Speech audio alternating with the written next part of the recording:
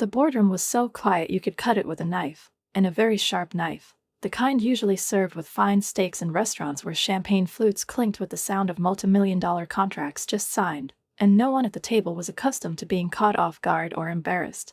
But that was exactly what was happening, because 24 pairs of eyes were darting between me, standing in the doorway in a perfectly dressed business dress, complete with 2 designer suitcases, like I'd just stepped off a private jet, and Gabriella, the 23-year-old intern who everyone had just learned had been sleeping with my husband for the last 7 months without any moral or even professional dilemmas to worry about. And before we go any further, let me know in the comments what city you're watching this from, and enjoy.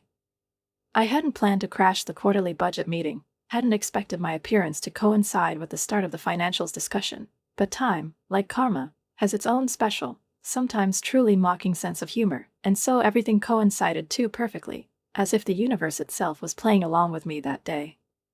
A delivery for Gabriella Rinaldi, I announced calmly, in a level tone that in no way betrayed the earthquake going on inside me, comparable perhaps to an 8, maybe even a 9, on the emotional devastation scale, and I watched as every person in the room instantly froze, as if afraid to breathe lest they provoke an even greater catastrophe.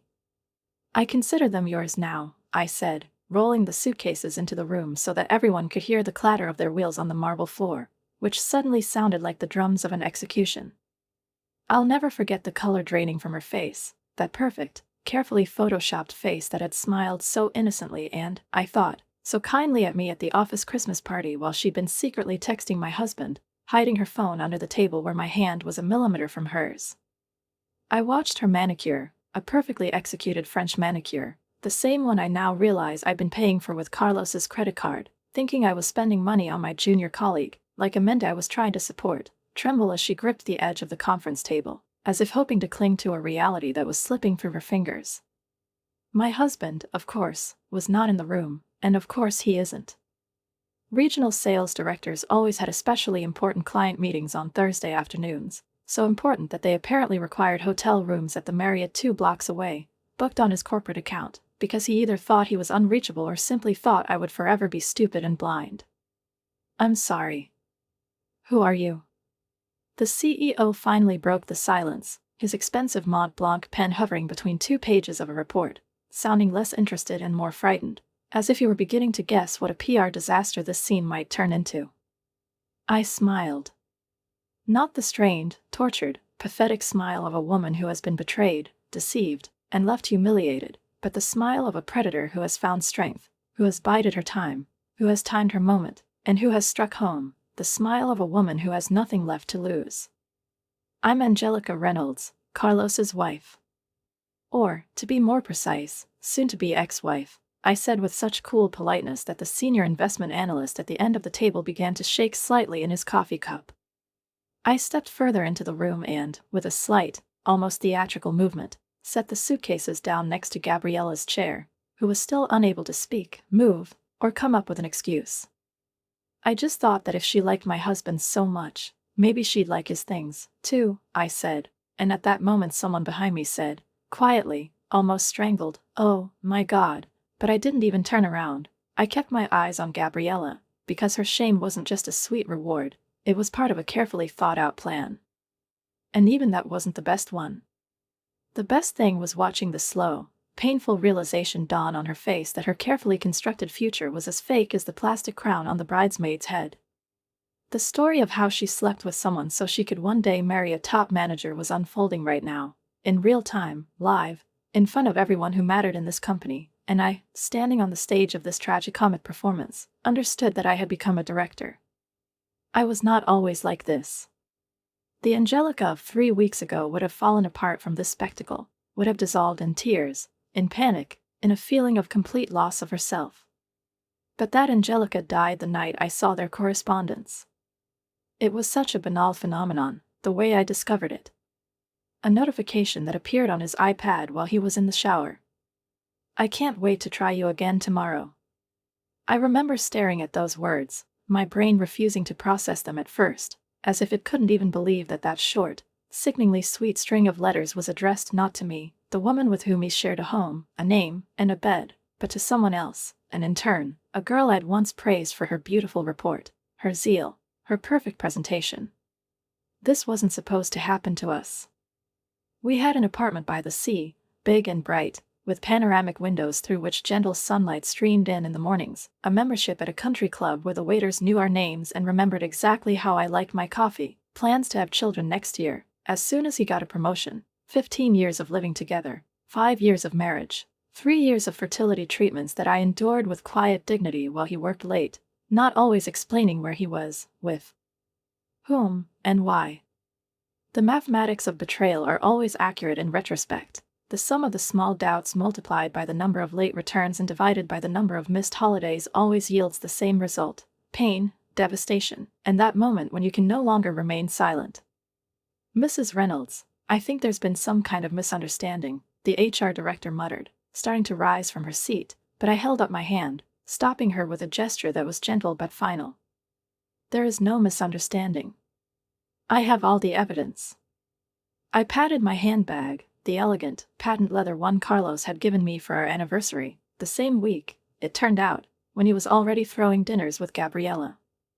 Inside were neatly folded printed screenshots, hotel reservations in his name, receipts from a corporate account, a GPS history from his car's navigation system, and, of course, text messages, surprisingly banal but undeniably intimate. "I just wanted to personally deliver what is now apparently Gabriella's," I said, leaning over to one of the suitcases and unzipping it with an ease bordering on triumph. On top, as planned, was his favorite cashmere sweater, the same gray one I'd given him last Christmas, choosing it from among dozens of others because it reminded me of the look in his eyes on a winter's morning. I picked it up and tossed it to her, not angrily, but with cold, calculated precision. She caught it reflexively, and I saw her fingers tremble, the horror etched on her face. "He likes it when you scratch his back when you wear it. Light touches, not nails. He's sensitive to the scratches that show up at the gym," I said evenly, and someone in the room stifled a chuckle, maybe the CFO, but I didn't even glance in his direction, my attention was on her. "I'm not done yet," I said, and dug into my suitcase again, pulling out his monogrammed shaving kit. "He needs a special face cream every night, otherwise he gets cranky. Darling, from Switzerland." I tossed it across the table, and it skidded across the smooth surface, stopping just in front of her, as if even the objects were supporting my speech. "Oh, yeah, he's allergic to shellfish. Breaks out in hives all over his body. But you probably already know that from all those intimate dinners I had visiting my dying mother in the hospital." The temperature in the room seemed to drop 10 degrees. I watched Gabriella's throat tighten as she tried to swallow air, her eyes darting around the room, searching for support, protection, even a nod, but no one responded. "Angelica," she finally whispered, and I tilted my head to the side, as if trying to hear better. "Oh, we're on first names now." "How sweet," I said, my voice holding the polite sarcasm that years of patience have honed. "You know what's funny? He's been telling me all these nights that he'll be your mentor. She has so much potential," he'd say. Naive as I am, I was actually proud of him for supporting women in business. I chuckled, and that laughter, devoid of any joy, was not a sound but an echo of the emptiness inside me, a woman who only recently realized that her entire reality was built on quicksand, beautiful words, and lies. The other suitcase contains everything else. His toiletries, his medications.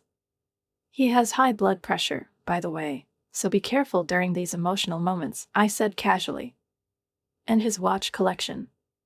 The Rolex was an anniversary gift from me, but apparently sentimentality means nothing to him, so why should it mean anything to me?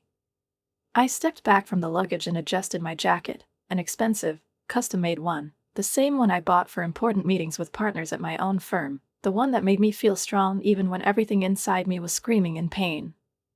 I also took the liberty of sending your compliance department all the documentation of how company money was used for their little dates, Marriott, gifts, dinners, all on a corporate card. I believe this violates several company policies, I added, already knowing that everyone sitting there had heard enough. Gabriella's mascara was starting to run, and black tears were trickling down her flushed cheeks. Fine. Let her cry. Let her feel at least a fraction of what I felt that night when I realized the man I'd built my entire life around was secretly building a life of his own, without me, behind my back, with another woman. You can't just. This is a business place, she stammered, looking at me as if she hoped it could all be rolled back. So was my marriage, I replied coldly. Or at least it was supposed to be a partnership, but Carlos decided to invest his money elsewhere. Now he could enjoy the profits. As I turned to leave, the weight of what I had just done hit me like a physical force, with such clarity, as if all the adrenaline that had kept me afloat for those minutes had suddenly evaporated, leaving behind only an empty body that rang with fatigue, fear, and liberation all at once. My knees almost buckled, but 15 years with Carlos had taught me one truth: never show weakness in public, especially among those who were accustomed to perceiving a woman's vulnerability as a weakness that could be exploited. So I straightened my back, squared my shoulders, took a deep breath so that the trembling in my chest would not break out, and walked out with all the dignity I could muster, not turning around for a second, not allowing myself even the slightest glance back. The glass door slammed shut behind me with a satisfying click, crisp and final, like the period on a legal notice that your contract is no longer being renewed. I knew that Gabriella was behind that door, with her broken dreams and my husband's things, and that neither of them would be able to forget this moment now. It wasn't until I reached my car in the parking lot that I allowed myself to feel, not right away, no, but when I sat behind the wheel, my hands on the upholstery, my forehead touching the cool surface of the steering wheel, and I leaned forward, my forehead against the leather, and then the sobs that had been holding back since that morning, when I had packed his things, silently, without hysteria, folding each shirt as if I still cared about the folds, burst out. The sobs shook my body like seismic waves, slow but devastating, each one threatening to tear me apart from the inside, as if all the emotions that had been suppressed by years of patience, years of rationalization and the belief that things could still be fixed, were now demanding release and were doing so without mercy. This was not how our story was supposed to play out. When I met Carlos in my last year of law school, he was a teaching assistant, the energetic, the driven one, the one who stayed after class to explain things to people who didn't get it the first time, the one who gave advice on how to pass the bar exam, the one who made the complicated understandable and the people around him feel confident. He made me important. He made me feel like I wasn't just smart or capable, but that I was an exception, a pillar of strength. He proposed on the ferry to Bainbridge Island, down on one knee, the Seattle evening skyline glittering behind him and the air thick with salt wind and the premonition of something great. "You are the only certainty in my life," he said, and like a naive student, I believed him. The diamond caught the last rays of sunset as he slipped the ring onto my finger, and in that moment, everything seemed certain. We had built our lives methodically, like architects building a cathedral, with blueprints, with long discussions, with attention to detail. Every decision was made together: what job to take, what apartment to buy, when to start trying for a baby. Or at least that's what I thought. The first round of IVF failed. "It's okay," he'd say, holding me as I cried into my pillow. "We have time." The second failed, too. And then the third. Each time, I blamed my body for betraying me, for not being able to do what millions of women do every day, and each time, he assured me that we were together, that we would get through this. Now I realized that he was together, but not with me. As far as I could tell, the affair began shortly after Gabriella joined the company as a marketing intern. She was bright, ambitious, young, 15 years younger than me. I'd met her at a company picnic the previous summer, with the sun in my eyes and plastic salad bowls on the tables, and I thought she seemed sweet, eager, a little shy. I even told Carlos to look out for her, to mentor her, like someone had once mentored him. Mentor her. The word rang in my head like an ironic bell now, making me laugh through my tears, bitter and empty, like a horse's laugh, echoing in my lonely car. All the signs had been there from the start, I just didn't want to see them. The late nights at the office, the weekend emergencies, the sudden interest in fitness that had him disappearing to the gym at odd hours, the new cologne I knew I hadn't bought, the way he guarded his phone like it held the codes to a nuclear arsenal. But I was too busy holding our life together to watch it slowly unravel at the seams.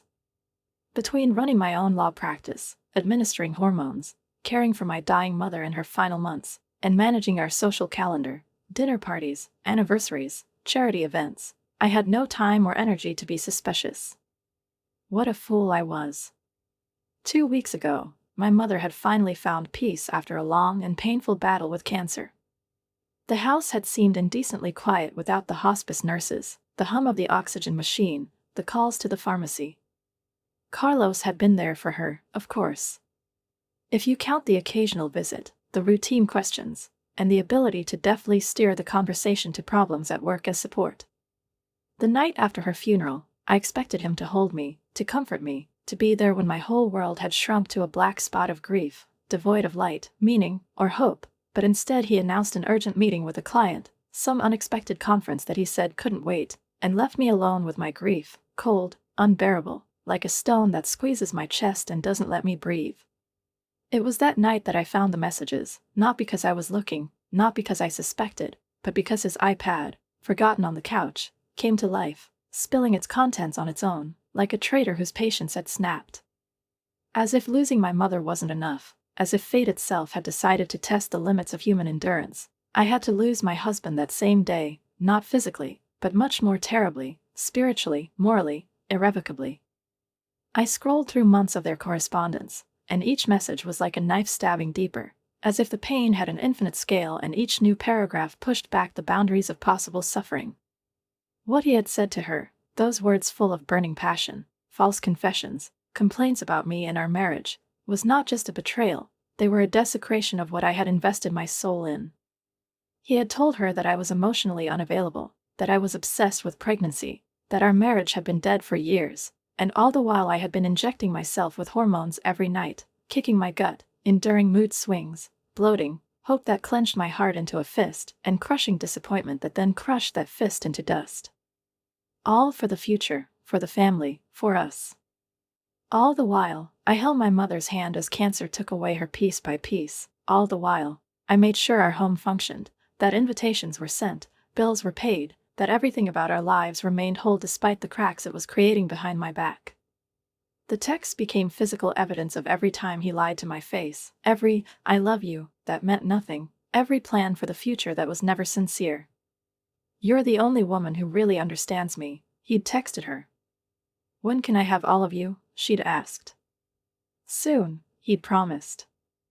"I'm just waiting for the right time." The right time. As if there was ever a right time to ruin the life of someone who trusted you. I ran into him that night, of course, when he finally came home, spraying her perfume around the room, the smell of hotel soap cutting through the air like someone else's bed. His face, when he saw me sitting in the dark living room, lit only by the soft glow of his iPad, the lines of their text messages pulsing like emergency lights, was not the face of a guilty man. There was no shock, not even guilt, just irritation, as if I had upset his plans, as if I had intruded on something that was supposed to remain hidden. "It's not what you think," he said automatically, in a pattern that seemed familiar to millions of traitors before him. "Really? Because I think you slept with your intern while I was nursing my dying mother and trying to conceive your child. Please explain to me why it's not quite what I think," I said quietly, almost calmly, but inside I was a hurricane. He immediately changed his strategy, like a lawyer caught with false evidence. "You haven't been present in this marriage for years. What did you expect?" He snapped, and in that moment I realized that we had indeed broken up, not because he'd slept with someone else, but because he'd tried to make it my fault, as if my grief, my longing for motherhood, my work and dreams somehow justified his betrayal. As if my virtues had become his alibi. "Get out," I said then, with a dead, icy silence in my voice, and that silence was louder than any scream. "This is my house, too," he said, and then the dissection of the truth began. "The house where my law degree pays the mortgage. The house in my name because you had bad credit when we bought it. The same house?" I snapped, and the truth hung in the air, so heavy the walls might cave in. He slept in the spare room that night. And the next. We existed in icy silence, two ghosts, two strangers sharing a space that had once been filled with love, or, as I now realized, the illusion of love, a reflection of what I wanted to see. "We need to talk about this rationally," he finally said over breakfast, 3 days later, when the silence had become unbearable. "People make mistakes. Marriages survive betrayals all the time." I looked at him across the kitchen island, at this man I had loved for 15 years, This stranger who could so calmly betray me and now expected me to take him back, as if forgiveness were a currency I was obliged to hand over on demand. "You're right," I said calmly, and he looked as if a heavy weight had been lifted from his shoulders. He thought I was going to forgive. He thought I was going to stay. "I've already contacted a divorce lawyer. They'll get back to you soon. In the meantime, I need you to leave the house until tomorrow," I said in a level voice, not raising my tone, not allowing my emotions to break through my carefully constructed armor, because now, after everything I had been through, I was not going to beg, scream, or persuade, much less stay with a man who, knowing how deeply I was suffering, had chosen another bed. His face was distorted with disbelief, as if he still believed that the situation was within his control, that he could control it, as he had controlled me all these years, sometimes invisibly, sometimes demonstratively, but always confidently. "You can't be serious. Where should I go?" he asked, and for the first time in a long time there was vulnerability in his voice, but it was not the vulnerability that comes with remorse, it was the weakness of someone who suddenly realized that he was losing his comfort. I shrugged. "I don't know, Carlos. Maybe Gabriella has a room in her studio apartment. Or maybe one of the other women you've been with will take you in.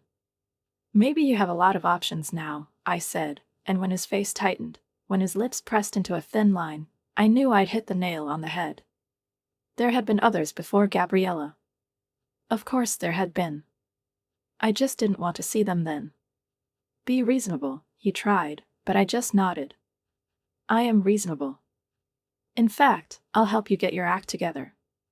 That night, after Carlos retreated back to the spare room, I sat alone in our bedroom, which now felt vast and empty and alien, and I plotted. If there's one thing a corporate lawyer teaches you, it's how to strategize when everything is falling apart, how to mount a defense when the world is crashing down on you. First, I secured my finances. The joint accounts were emptied, the funds transferred to my personal account. Not all of it, of course, just my fair share, which I could prove with numbers, documents, and movement of funds. I had no intention of stealing from him, but I also had no intention of being left vulnerable, like that old story where a woman loses both her marriage and her access to resources, and suddenly finds herself in a vacuum. I changed the passwords on all of our shared online accounts, from Netflix to utilities, so that nothing would remind me of him, and nothing would give him a reason to remain a part of my daily life. I called our credit card companies and removed him from the list of authorized users. Then came the next stage, collecting evidence. I already had screenshots of their correspondence, but I knew that if I wanted to act smart, I needed more, and not just as a woman who had been betrayed, but as a professional, as a lawyer accustomed to working with facts. I contacted a private investigator I knew from a corporate case.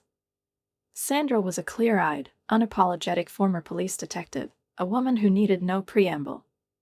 "I don't need proof he's cheating," I told her over morning coffee in the small cafe where we sat by the window, watching the city wake up. "I need proof he used company resources to facilitate it." Sandra raised an eyebrow, a flicker of respect in her gaze. "Targeted at a professional vulnerability." "I like that," she said. "He did it professionally when he chose his subordinate," I replied. "I'm just tracking the fallout." Within 2 days, Sandra had produced a comprehensive dossier. There were hotel expenses on the corporate card, and dinners at expensive restaurants, listed in reports as meetings with clients, but with no mention of the clients themselves. There were company car logs that coincided with the time and place of the supposed rendezvous. And even a company-sponsored conference in Chicago that Gabriella had been added to the attendee list at the last minute, with no professional reason for her attendance, no role, no benefit, no documentation.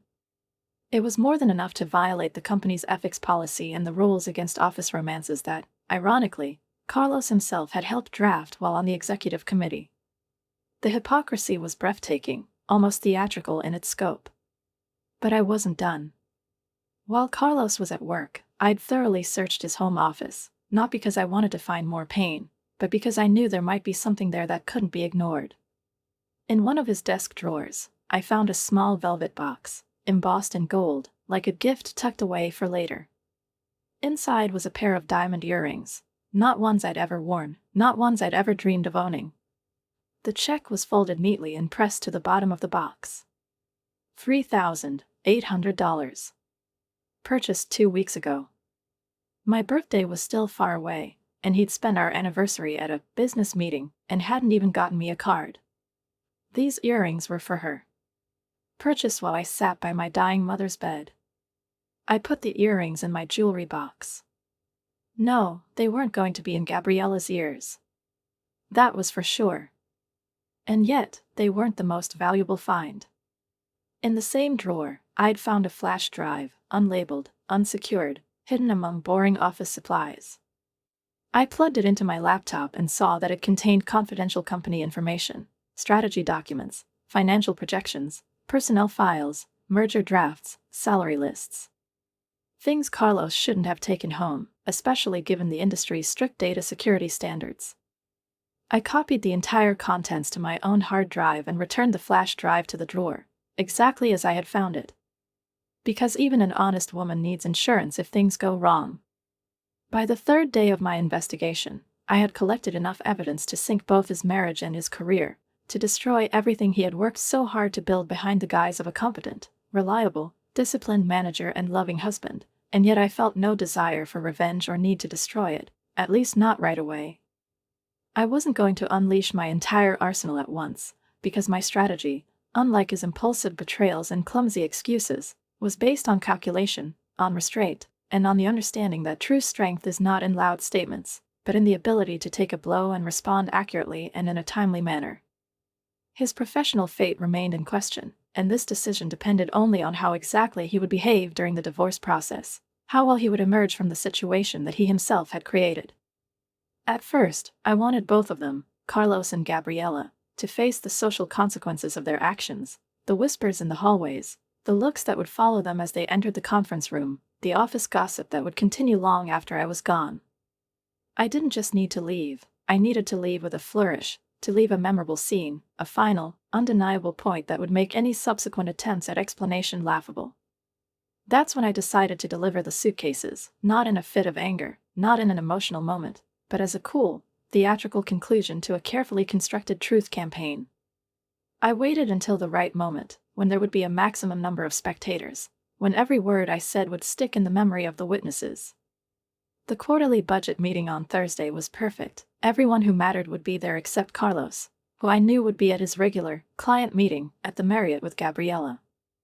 The exception was that Gabriella had been specifically asked to attend the meeting the day before to present some marketing data, an initiative that had come from Carlos's assistant, i.e., me. I called the assistant general manager, posing as Carlos's assistant, saying that Gabriella had prepared some important information that absolutely had to be included on the agenda. But I thought Carlos was going to present it, he replied, sounding confused. Oh, he has a time conflict. He specifically asked for Gabriella to come in his place, I lied slyly. It worked. Gabriella was called to the meeting, and Carlos was left alone at the hotel. I was filled with a strange, even slightly malicious satisfaction at the thought of him glancing at his watch and starting to call her, growing more and more tense with each ring, losing patience, because she was not answering, she was not coming, she was letting him down, and at that moment he would feel for the first time the taste of impotence that he had so carefully avoided all his life. On the morning of the day when my plan was supposed to work, I woke up with a frightening feeling of peace. Not anxiety, not fear, not hesitation. An eerie, dense peace that covers you before a storm, but this time the storm was not outside me, it was me. I spent more time on my appearance than usual, not because I wanted to impress, but because I knew that when a woman takes revenge, she must look impeccable. I chose the most expensive suit, a gray graphite, tailored, the one that emphasized the strength in every curve. The makeup was impeccable, cold, strict. My hair was pulled back into a tight bun, not a strand out of place. I was going to create a scene they would remember, and damn, I needed to look gorgeous doing it. I packed his suitcases methodically, taking my time, carefully folding his things, not just clothes, but symbols of a life he no longer owned. His most prized possessions, his watch collection, carefully secured in a travel case, his favorite player's signed baseball, his custom-made suits, carefully steamed, a rare piece of duct tape in a special package given to him by one of his European business associates, all packed with the same care I used to take with his suits before business trips. I was thorough, because this wasn't supposed to be a half measure. This was supposed to be final. As I zipped up the second suitcase, a strange feeling washed over me, a feeling of peace, almost lightness, as if in that moment I had finally regained control. For the first time since I'd learned of the betrayal, I wasn't just reacting. I was acting. I was dictating the terms. I was no longer a passenger in a car hurtling toward the abyss. I was driving. I rehearsed what I would say in the mirror. No tears, no hysteria.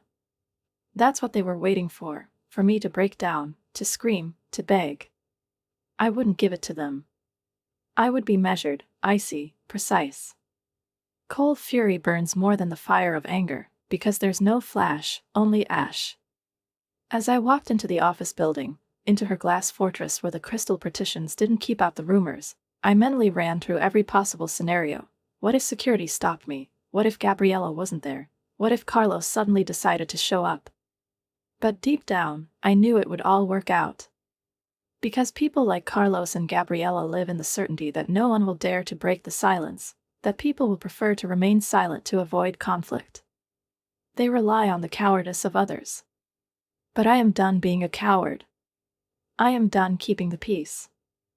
I pulled into the guest parking lot at exactly 2:45 p.m., just as the meeting should have been in full swing. One last glance in the rearview mirror. My lipstick was flawless, my gaze hard as granite. I got out and pulled 2 suitcases out of the trunk. They were heavy, but light in my hand, because I knew I was carrying more than just luggage, but the boundary between the past and the future. The guard at the front desk, gray-haired and with a good-natured smile, recognized me immediately. "Mrs. Reynolds, I haven't seen you in a while. Is Carlos expecting you?" I smiled, warmly, calmly, the way I had smiled in the best years of our marriage, when I still believed we were a team. "It's a surprise," I said. "I brought him something he'll need for his business trip tomorrow." He waved his hand, asking no questions. Too easy. In the elevator, a young man offered to help with the luggage.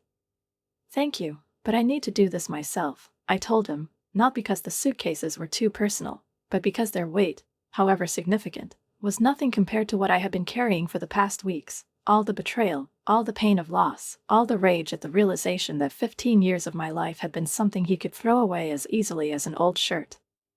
The executive floor was quiet as I stepped out of the elevator.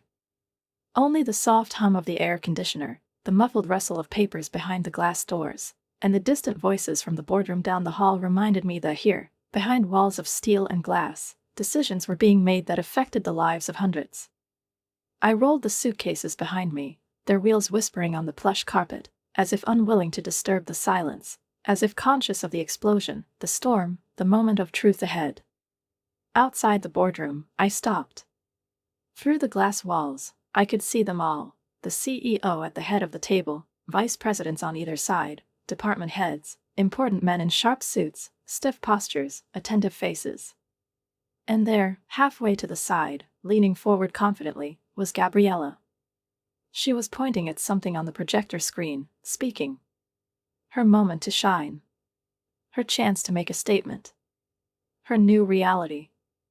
I took a deep breath, squared my shoulders, like the good old days when I walked into court, knowing that the entire trial would depend on the first word, the first look, the first step. I pushed through the door. The seconds after I wheeled those suitcases into the courtroom stretched out into eternity. I watched the emotions flash across Gabriella's face like rapidly changing channels on a TV, confusion, recognition, horror, panic, all in a heartbeat. And what happened next was even better than anything I could have written in a script, if I had been the author of the drama. I began to speak. Slowly. Coldly. Reservedly.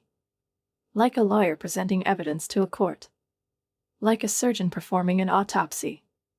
I threw Carlos's things to Gabriella one by one, the sweater he liked to wear at home in the evenings when we watched old movies, the shaving kit I had brought him from Zurich, an expensive watch, a rare piece of scotch, a souvenir from a baseball game. All of it fell before her like evidence of guilt, like material traces of his lies. The atmosphere in the room changed.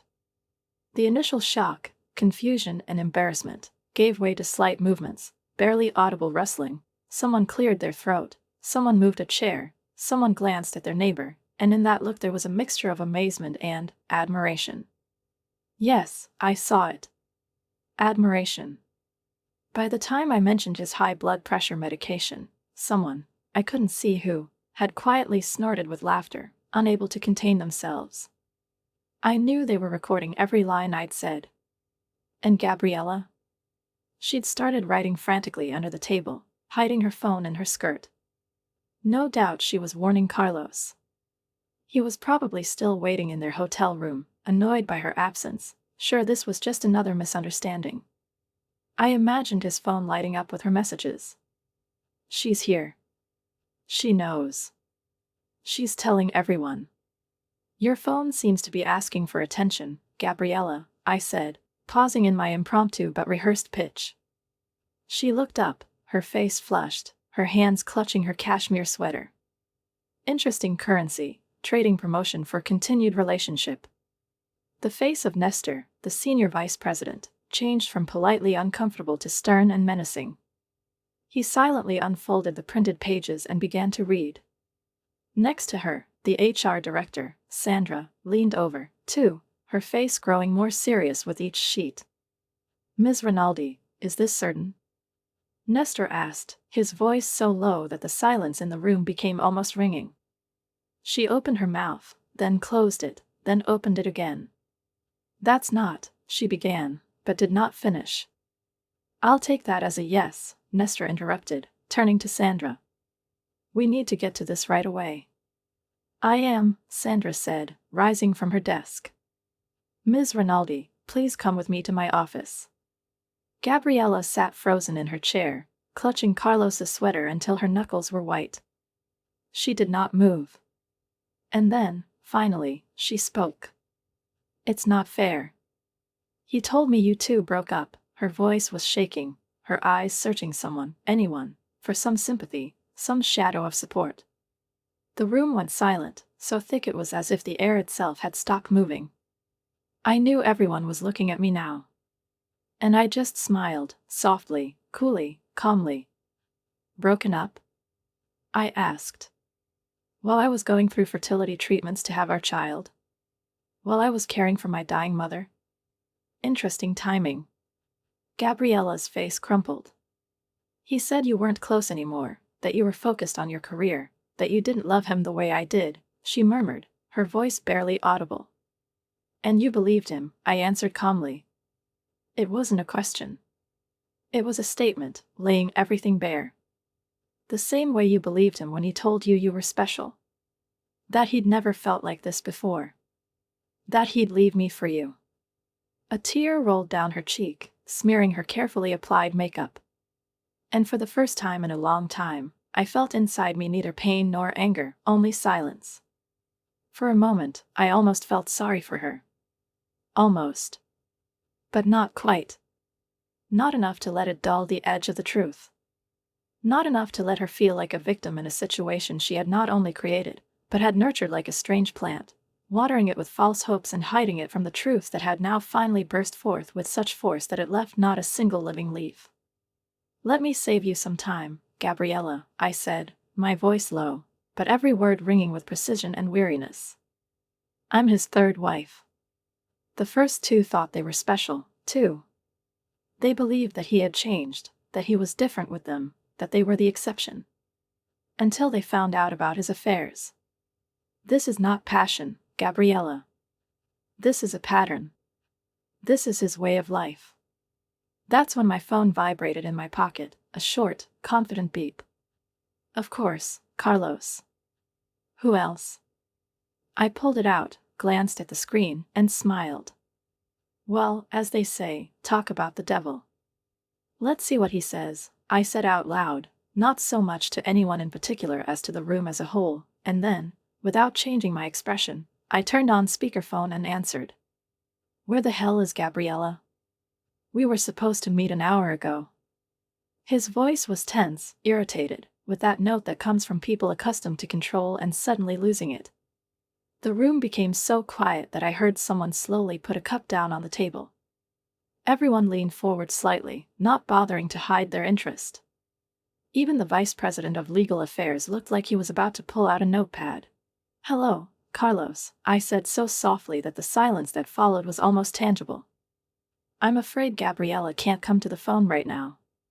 She's in a meeting with your entire leadership team. And me. We're having the most fascinating discussion about corporate ethics." There was a pause on the other end. So long that you'd think the connection had been cut off. But no. He was still there, just unsure of what to say for the first time. "Then what did you do?" he finally said, his voice low and controlled and dangerous, like a wolf cornered. "I just handed your stuff to your girlfriend in front of your colleagues," I said matter-of-factly. "Oh, and I shared that cool presentation you worked so hard on. You know, the one that documents all the ways you use company money to fund your midlife crisis." His answer was immediate. "You had no right." I chuckled. Really, sincerely, almost humorously. Actually, as a corporate ethics lawyer, I had every right. As your wife, I had every right. As a person of integrity, I had every right. He paused, but only briefly. "It's going to cost you a divorce," he said, as if the threat was supposed to scare me. But I only laughed. "Carlos, honey. I'm the one with the prenuptial agreement protecting my assets.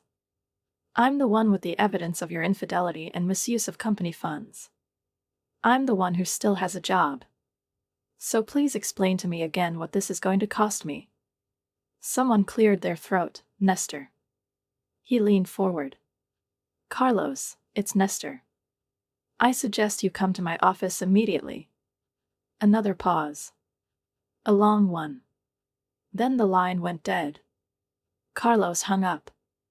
Probably to start frantically packing his own bags.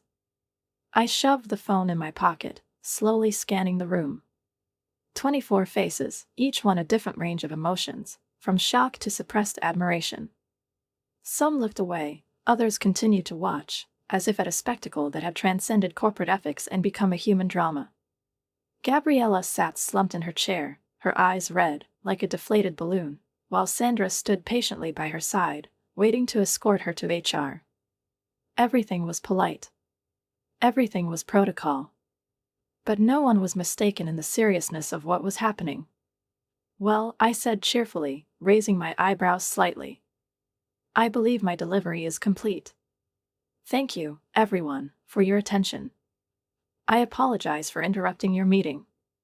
I turned, ready to leave this show, this set, these suitcases behind me, when Nestor spoke again. "Mrs. Reynolds." I stopped, glanced over my shoulder. "This company owes you an apology. What happened here was unacceptable, and we will treat it with the seriousness it deserves." I nodded. Once. Acknowledging his words, but not accepting them, because their value, like the value of Carlos's promises, was now zero to me.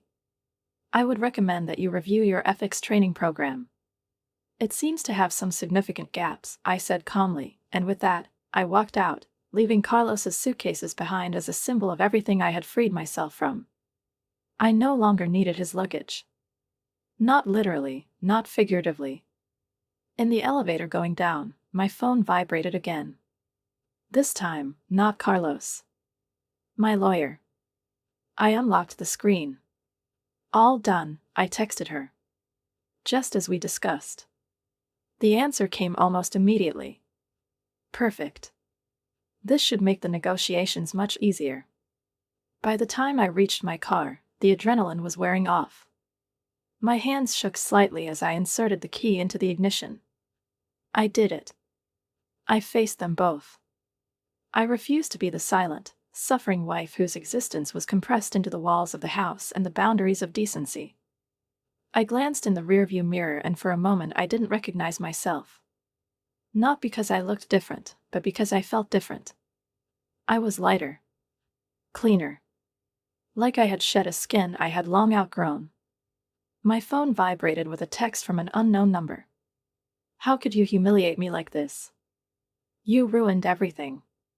I stared at the words, reading them not as an accusation but as confirmation that it was truly over. Not just the marriage, not just the illusion of love, but the game itself, in which I had to apologize for my resolve, for my strength, for refusing to be quiet, comfortable, submissive.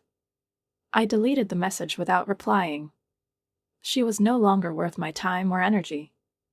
None of them were. Everything I needed to say, I had already said, loud and clear and in front of those who needed to hear.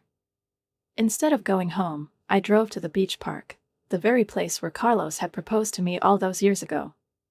That evening, the horizon had seemed endless, his words unbreakable. I sat on a familiar bench, facing the ocean, where the waves crashed on the shore, turning back every second, only to rush forward again and again. I watched them roll back and return, and suddenly I felt something of myself in them, the same inexorability, the same thirst for movement, the same strength. I was like those waves, defeated only for a moment, only to return stronger.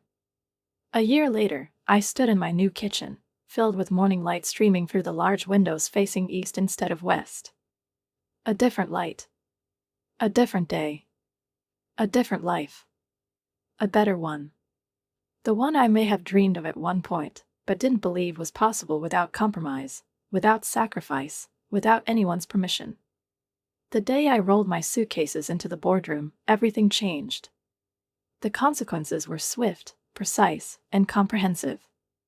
Carlos was fired for ethical violations that same day, without the right to reinstatement, without the opportunity to save face. Gabriella was transferred to another department, away from the spotlight, and 3 months later, during another restructuring, her name simply disappeared from the employee register. No one asked unnecessary questions. Everything was clear to everyone. The divorce was finalized in record time. Carlos's lawyer, a man with a well-honed instinct for failure, advised him to accept my terms rather than risk facing more social and legal litigation. I sold the waterfront apartment, beautiful, spacious, with an ocean view, but which had become a repository of ghosts, my tears, our false promises, her perfume lingering in the air like the trace of a fleeting kiss. Instead, I bought a charming craftsman home in a neighborhood I had always loved but which Carlos considered insufficiently prestigious. It was my choice now. My style. My home. I planted a garden, not for aesthetics, not for the neighbors, but for myself. I adopted a dog from the shelter, and in her eyes, devoted, deep, I found the simple, genuine acceptance I had not felt in too long. I reclaimed my space, my walls, my breath. The parts of my life that had been compressed, warped, to make room for his needs, his voice, his ego, I stretched out again, straightened out, set free. My mother's death left a hole that would never close completely, no matter how hard I tried. But I learned to talk to her. Especially in the garden. You were right about him, I'd tell her, as I pruned the roses or pulled a stubborn weed. You saw something I didn't. She never criticized Carlos directly, but there were moments, the slight tension around his eyes when he checked his phone at the family table, the quiet sigh when he interrupted me in conversation, the cool look when he ignored my opinion. She knew. Mothers know. Professionally, I didn't just heal, I blossomed. My determination to control my own story became a new calling. Companies began to invite me to consult on corporate ethics and harassment policies. A lawyer who not only knows the law, but has lived to break it. One client called it a practice proven by pain. I embraced the profession. I turned my experience into a tool. I learned how to build cultures where people like Carlos could no longer thrive, could no longer manipulate with impunity, could no longer hide dirty games behind the guise of success. As for children, I decided to pursue that dream on my own terms. I filed for adoption. It was the beginning of a new journey, filled with anxiety, yes, but also incredible hope. The chance to become a mother without the looming shadow of doubt, without the constant struggle for attention, without the feeling that I had to earn the right to be loved. The phone rang, reminding me of an appointment. Lunch with Sandra, my private investigator, who has since become not just an ally, but a friend. Now we met once a month, sharing stories, laughing, discussing strategies, remembering how it all began, over coffee, with one request, and with one woman deciding she would no longer be a victim. As I packed my things to leave, I noticed a small framed picture on the hallway table, a quote I had custom-made when the divorce was final. "Sometimes the heaviest things we carry are the stories we never tell." I told mine. Loudly. Publicly. Without apology. And in doing so, I released a weight I had been carrying for years without even realizing how heavily it was weighing down. It was the weight of other people's expectations, how a betrayed wife should behave, how she should remain silent, suffer, forgive. The weight of the unspoken rule that a woman's pain should be hidden so as not to embarrass men, so as not to ruin their careers, so as not to destroy their comfort. I stopped playing by those rules. Walking out to my car, I breathed in the crisp autumn air, which held the first hints of winter's approach, a crisp chill, the spicy scent of fallen leaves mingling with the bitter smoke of a distant fireplace, and there was something liberating, almost cleansing, about the air, as if nature itself were affirming the wisdom of my choices. My phone vibrated with an incoming text from a number I didn't immediately recognize, and I unlocked the screen to read a short text. "I saw Carlos at Capitol Grill last night with a woman who looked barely 25. Some things never change." I realized it was from my former neighbor, observant and always a little sardonic, who, like me, had once been enraptured by Carlos's charm and now regarded him with polite disdain. For a moment, I felt a pang of pain, not jealousy, certainly not regret, but rather pity for this new woman, the one who didn't yet know what she was getting into, the one who might still have restless nights ahead of her, suspicions, excuses, secret tears, and futile attempts to convince herself that things are different for them. I typed back, "I hope she delivers his bag to an even more public place than I did," and with a gentle press, I deleted the conversation, put my phone in my bag, and drove to meet Sandra, knowing with clarity that Carlos's ongoing saga was no longer my story. I had torn myself out of it, uprooted myself from the book that someone else had been trying to write for me for too long, and now held a new volume in my hands, blank, ready for my own version of events. Over lunch in a cozy Italian bistro, where the scent of fresh basil mingled with the soft light of the chandeliers and the ringing laughter of the tables nearby, Sandra raised her glass in a toast, her eyes sparkling with the living fire of a woman who knows what it means to struggle and what it means to win. "Two women who refuse to be footnotes in their own lives," she said, and without a moment's hesitation I clinked my glass with hers, smiling a wide, genuine smile that held no bitterness, only the taste of liberation. The suitcases that had once seemed like symbols of pain and rupture had been delivered exactly where they belonged, to the epicenter of truth, to the very point of their creation. We laughed without holding back, and in that laughter, in that moment of complete, total understanding, I felt the last pieces of my heart, long scattered in the corners of the past, fall into place, like a puzzle that suddenly assembles into a clear, complete picture. The humiliation that I once felt, like a chain around my neck, like a weight in my chest, like a shadow on my every decision, was now transformed into something completely different, into strength, into fortitude, into pure freedom, the one that comes only when you stand in your truth, not bending, not hiding, not asking for forgiveness for choosing yourself. To hell with the consequences. To hell with the fear. That day, as I walked leisurely through my garden, checking a late-blooming dahlia, touching its petals with the tenderness of a gardener and the dignity of a warrior, I thought about that day in the boardroom, remembering how scared I was beneath my composed exterior, how my fingers trembled as I pushed open that glass door, how my heart was ready to jump out of my chest because I didn't know what would happen next, didn't know if I would stand, didn't know if I would break, but I kept going. If I had the chance to go back to that morning and whisper something to that version of myself, to that woman in the mirror with her perfectly coiffed hair and the icy calm that hid the storm, I would tell her only one thing: this moment is not the end of your story. It is the beginning of a better one. And that's how it was. That's how it was. Leave a comment on what you think about this story and don't forget to subscribe to the channel and put a like. See you soon.